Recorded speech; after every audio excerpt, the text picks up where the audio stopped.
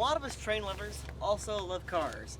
This is my favorite car. This is my 1997 Volvo 850 T5 R replica, if you will. I know some of you guys, specifically one of you guys, Mr. Wipeout Trains, loves this thing. Calls me Mr. BTCC. And for those of you who know, you know. And for those of you who don't, well, I can do another video on that at another point in time. But this is a train video, not a car video. But if you guys want information on that, just leave a comment below. You guys know what to do.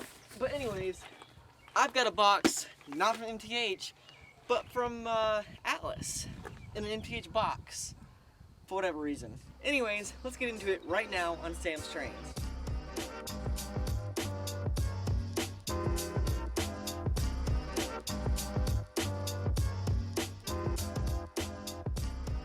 Okay folks, here we go. In this box from Atlas, I have 4 of these Convair hoppers. I got 3 Appalachian Railcar Services, and I got 1 RMG leasing car. I think these have very similar paint schemes on them, and yeah, I see these things a lot around here, and I thought it was very cool that Atlas made some. I also got 3 more ASC2s for the layout, so that we can control more of the Atlas switches. Now, because the layout's not currently operational, I will not be unboxing these today, and I will not be running these today. I'll be keeping them in the box to stay nice and out of the way of sawdust. However, coming to a video very soon, I will be running these because, like I said, the layout is almost operational. So here we are, welcome back, and not much has changed since the last update, at least so far. However, I have completely finished this. Now, it's not on hinges or anything, it's just on here. But it is painted, and now you can kind of get an idea of how this control panel will look and how that control panel will look.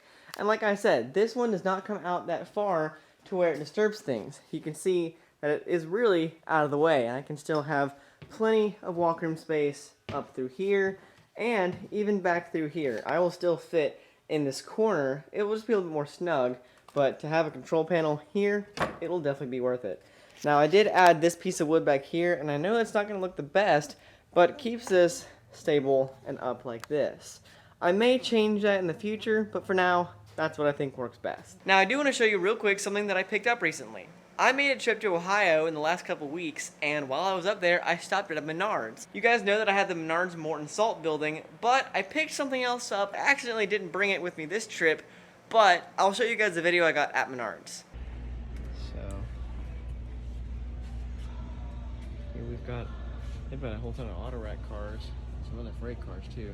I picked up this U.S. Army car, and the first thing that surprised me is actually, it's got some weight to it. I thought it was like a plastic built car, but it actually feels, maybe it's metal trucks, maybe it's the actual build of the car, I'm not sure. But they've got a whole ton of stuff. This is something on my wish list one day, is this model train as a diner. We'll be putting that on there somewhere, but I don't think we'll be taking that home tonight. I think we're taking the Arby's home today. They've got a lot of O-scale stuff here. This is mainly all O-scale. They've got a few HO things here and there. And they do have an O-scale Oak Point nuclear power. If y'all have seen Eric's Trains video on that, that's pretty cool. But yeah, this is sweet. Quite the experience for sure. Okay, so it's currently the end of the weekend, and I'm gonna be back here pretty soon, but I wanted to go ahead and show you what we did. I didn't film any of it again, it's just because I'm so focused on working. Anyways, the first thing I'm gonna do, I'm gonna put this plug in here, and check this out. We have LED lighting all underneath here. Now if it looks like it's flickering, it's not, it's just the camera, but it is all underneath here. Over there, it's just on the ground. I only put these 2 up on the ceiling. You can see over there, I just laid it on the ground to lay it out all underneath the layout, just to get lighting under here. I will eventually fix all this, but for now, it looks pretty good. And I did this because I was working over here.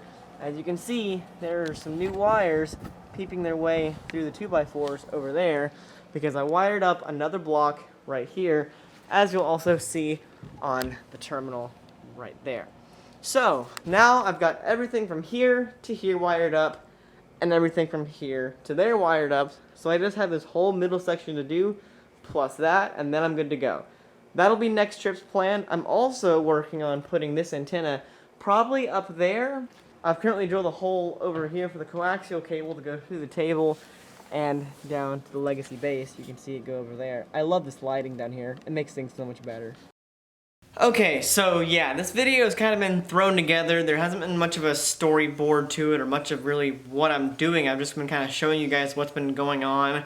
And I'm gonna show you what we've finished right after this, but I just wanted to throw this together to explain that this video's been kind of pieced together like this because I have been very much so under pressure to get everything hooked up and ready to go for the LOTS convention. On the date of me recording this, this is July the 6th. They will quite literally be here in 9 days, and I just yesterday got everything on the main line running. Well, I guess I kind of spoiled what I had to show you in a bit, but yeah, I just got everything running, and I've had a few months to know about this. So, you know, there's been a lot going on just to get the layout running. There's been a lot that hasn't been filmed because I haven't been worried about filming. I just want to get things done.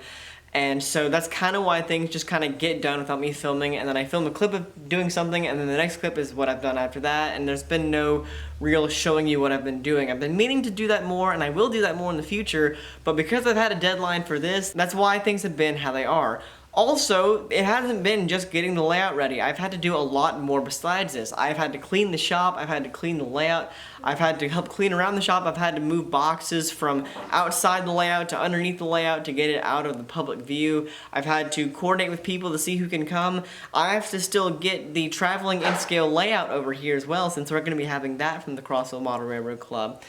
If you've ever watched Eric Siegel's videos on his open houses, you know that there's a lot that goes into them and a lot that goes on behind the scenes, and I can tell you firsthand now, that's definitely true. There's been just so much going on here that's behind the scenes that's not just getting trains running, but so much to make it look nice and to have a good event. So that's why this video has kind of been just poorly pieced together and little bits and pieces of just doing things and completing things. However, now we're to the point where I can show you more about what's going on with the layout. It's done now.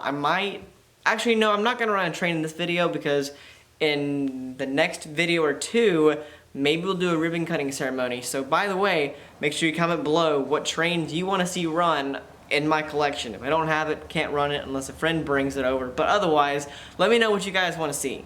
Okay, so let's take a look at what we did to complete the layout, getting all of the main wiring together. First off, you'll notice I have the extended antenna going up there. I did finally put that up there. I was going to put it up around here, but I didn't quite have enough wire, and that one goes all the way down here, underneath here, to the Legacy base right there. I also did a lot of wiring in the back. That is blocks for both tracks over there, and blocks for both tracks over here.